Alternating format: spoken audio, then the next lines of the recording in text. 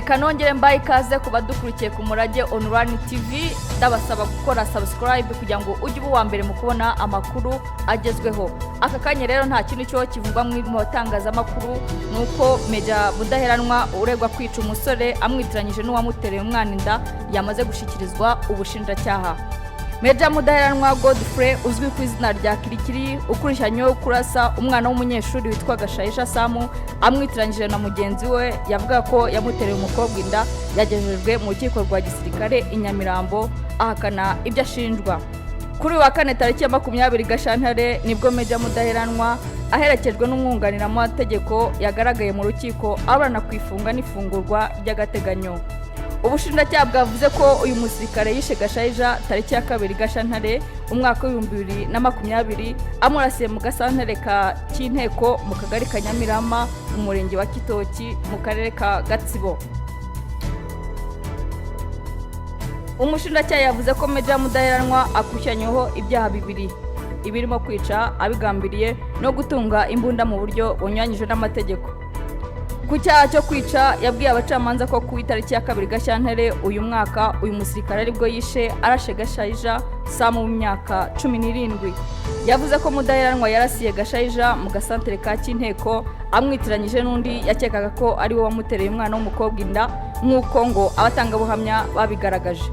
Ubushinjacyaha bwagaragaje amafoto ya Gashayija amaze gupfa nazibwe mu nyandiko za muganga zigaragaza ko uyu mwana yishwe arashwe.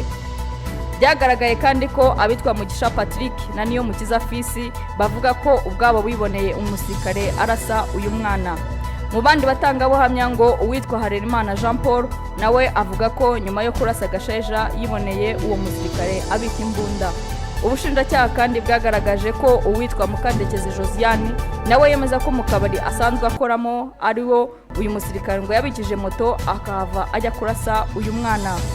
Uwitwa Ingabire nawe avuga ko yabonanye na Mudaheranwa avuye muri ako kabari nyuma yumva inkuru ko amaze kurasa umuntu. Meja Mudaheranwa ariko ibyaha aregwa byose akaba abihakana. Yahakanye ibyaha aregwa avuga ko ibyo ashinjwa nta shingiro bifite.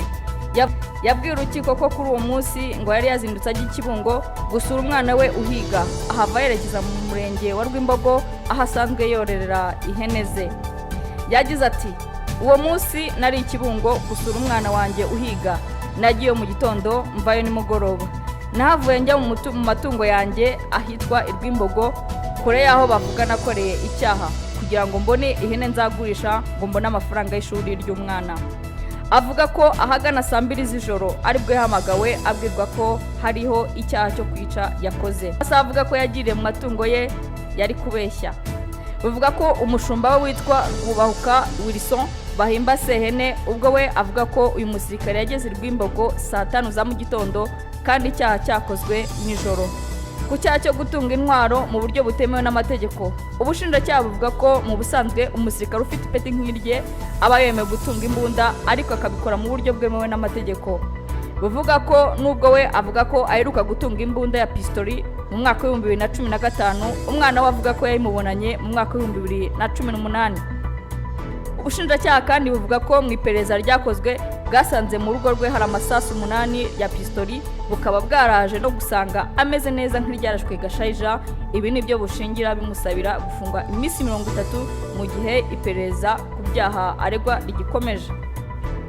Abunganizi ba Meja Mudaheranwa bavuga ko ibyo ubushinjacyaha buvuga nta shingiro bufite kuko ngo nta bimenyetso bitanga bigaragaza icyaha ko ari we wagikoze.